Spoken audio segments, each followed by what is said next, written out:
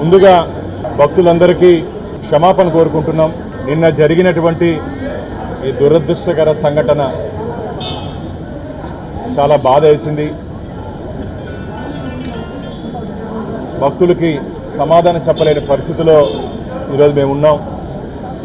TTD అంటేనే ఒక నమ్మకం.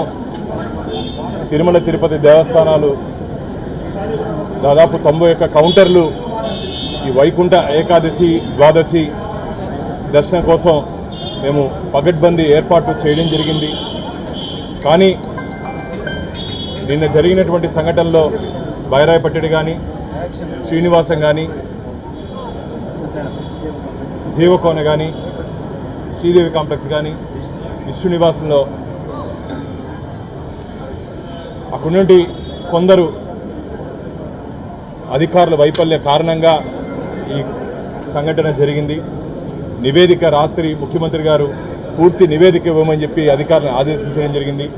ముఖ్యమంత్రి గారు కూడా ఇంకొక గంట సేపట్లో ఇక్కడికి వస్తున్నారు. మా ఆరోగ్య శాఖ మంత్రి సత్యకుమార్ గారు కూడా ఇంకొక అరగంటలో